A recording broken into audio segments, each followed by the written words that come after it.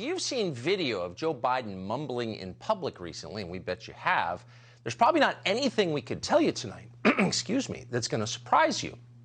Would you be shocked to learn that Joe Biden recently got lost in his own bedroom? That he introduced a table lamp as his wife? That he bragged to the Japanese prime minister about saving Marie Antoinette's life during a cavalry charge in the Crimean War? Probably not. Now, we can't say that any of these things actually happened, but they could have. They're entirely plausible. And if you think that's a mean thing to say, don't worry, Joe Biden will never know. At this point, other people are not real to Joe Biden. He lives in a world of ghosts and fog-shrouded memories. But you knew that because you've seen the tape. Maybe the only thing that would surprise you about Joe Biden 15 months into his presidency is learning that he plans to run for re-election. Now, that would be outlandish, impossible, really, ridiculous. Were Joe Biden somehow able to stay in the White House, he would be 86 years old by the end of his second term. Do the math on that. Even now, at 79, past the life expectancy of the average American man, Joe Biden can barely speak English, and that is not a trend that will improve with time. What kind of president would Joe Biden be by the year 2028? You shudder to think about that, though you can bet that more Botox and hair plugs would not improve him. The whole idea is grotesque. Weekend at Bernie's White House edition. It's an insult to the principle of self-government. But that doesn't mean it's not coming. According to a piece this week in the Hill newspaper, Joe Biden has confided in his old boss, Barack Obama, that he does, in fact, plan to run for re-election. Joe Biden believes he is, quote, the only one who can beat Donald Trump, which, if nothing else, suggests that Joe Biden believes he beat Donald Trump the first time. Hey, guys, I got 81 million votes. Maybe I'll get 500 million next time.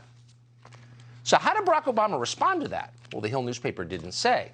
We do know that earlier this month, Obama referred to Joe Biden as, quote, vice president, so you can guess.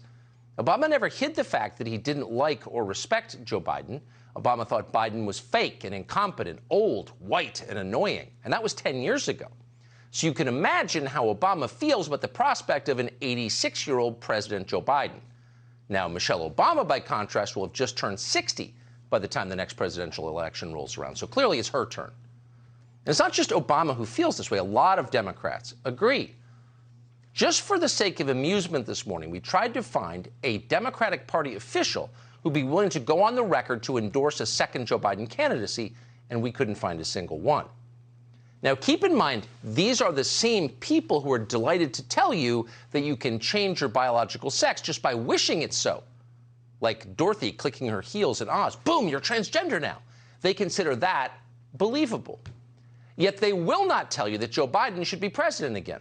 A Biden re-election campaign is just too absurd even for them. It strains credulity past the breaking point. Joe Biden? Come on. That's the consensus in Washington tonight, and for once, it is correct. So given that, now you know what is going on with the news media. Joe Biden's most loyal constituency has turned on him with a vengeance. After getting the mannequin elected, the White House press corps is telling you night after night he's a loser. Why are they saying this? Because they don't want him to run again. They know he will lose. Watch CNN remind you that Joe Biden is now less popular than most sexually transmitted diseases. These numbers kind of differ. They range from the low 30s to the low 40s. Low 40s is not good either. But what's key is the lowest are tied for the low for the pollster. Lowest tier, lowest tier. This is 1 point off the lowest tier. And when you have 3 or 4 pollsters showing the lowest numbers for the President of the United States, that is indicative of a president who's in a lot of trouble, at least to where he has standed historically. This is the lowest for anyone who was elected to the presidency and didn't get up there through the vice presidency. This is a really, really, really bad number.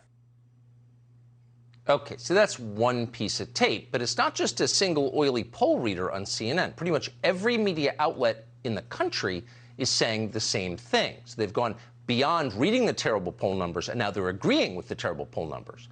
Here's Chief Biden toady Chuck Todd of NBC, quote, News, turning on his former patron live on television. It's like a scene from The Godfather. Ooh, the betrayal. Watch this.